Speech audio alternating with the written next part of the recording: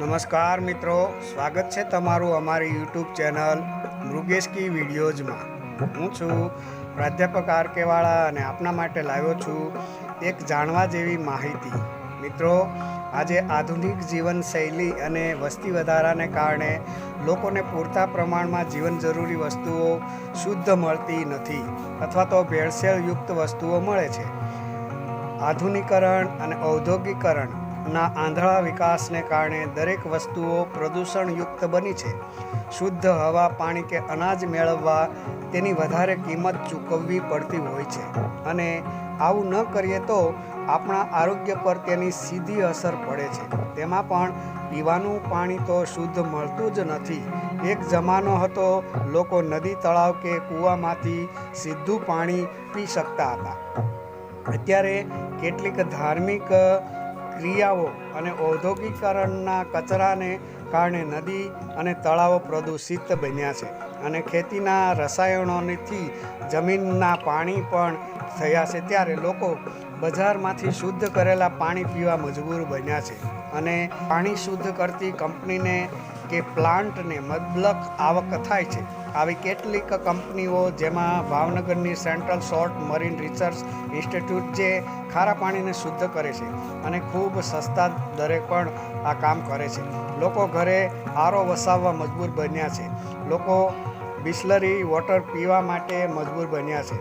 ત્યારે આપણે પાણીની બોટલથી શુદ્ધ પાણી તો પીધું છે અને જુદી જુદી કંપનીની બોટલોનું શુદ્ધ પાણી પીધું છે, પરંતુ આપણે ક્યારેય પણ વિચાર્યું છે કે આપણે જે બોટલનું પાણી પીએ છીએ તે ખરેખર શુદ્ધ અને શરીરને ઉપયોગી છે? આવું કઈ રીતે જાણી શકાય? તો આ જાણવા માટે આજે આપણે વિડીયો બનાવ્યો છે. મિત્રો, દરેક બોટલનું ઢાંકણું તેમાંનું પાણી કેવું છે તે જણાવશે અને દરેક બોટલમાં જુદા જુદા રંગનું ઢાંકણું હોય છે. આ ઢાંકણા બોટલ સુશોભન માટે નથી હોતું, પણ દરેક ઢાંકણ તેના કલર પ્રમાણે બોટલમાં કેવું પાણી છે તે જણાવે છે. તો ચાલો સમજીએ કેવા રંગના ઢાંકણાવાળી બોટલમાં કેવું પાણી હશે. મિત્રો, તમે જોઈ રહ્યા છો પીવાના પાણીની બોટલના જુદા જુદા રંગના ઢાંકણાને. મિત્રો, જો પીવાના પાણીની બોટલનું ઢાંકણું સફેદ રંગનું હોય, તમે જોઈ રહ્યા છો સફેદ રંગનું ઢાંકણું, તો સમજવું કે બોટલમાં પાણી છે તે પ્રોસેસ્ડ છે, એટલે કે પ્રોસેસ કરેલું છે અથવા તો ફિલ્ટર કરેલું છે. ફિલ્ટર કરેલું પાણી છે એ આરોગ્ય માટે ખૂબ જ સારું હોય છે. જો બોટલનું ઢાંકણું છે એ કાળા રંગનું હોય તો પાણીમાં આલ્કલાઇન છે. આલ્કલાઇન એટલે કે તેનો પીએચ આંક છે એ 7થી વધુ અને ઓક્સિજનનું પ્રમાણ વધુ હોય છે. આવા પાણીમાં હાનિકારક પદાર્થો, એસિડિક પદાર્થો હોતા નથી અને તેથી તે પેટની સમસ્યાઓ છે દૂર કરે છે. એસિડિટી દૂર કરવાનું કામ આ કાળા કલરના ઢાંકણાવાળી બોટલનું પાણી કરે છે. જો પાણીનું ઢાંકણું વાદળી કલરનું હોય, પાણીનું ઢાંકણું વાદળ કલરનું હોય તો તે નેચરલ મિનરલ પાણી છે અને આવું પાણી છે એ ઝરણામાંથી સીધું લીધું હોય એવું કહેવાય છે. જાપાનમાં ફિલિકો જ્વેલરી વોટર, આ પાણીની બોટલની કિંમત 1.15 લાખ રૂપિયા જેટલી છે અને તે જાપાનના એક ઝરણામાંથી લેવામાં આવે છે પાણી. એટલે કહેવાનો મતલબ એ છે કે પીવાના પાણીની કિંમત 10 રૂપિયાથી લઈને એક બોટલના 1.15 લાખ રૂપિયા સુધી હોઈ શકે છે. એટલે સસ્તું જેટલું છે એટલું જ આ પીવાનું પાણી મોંઘું પણ હોય છે. મિત્રો, ત્યાર પછી છે લીલા રંગનું ઢાંકણું.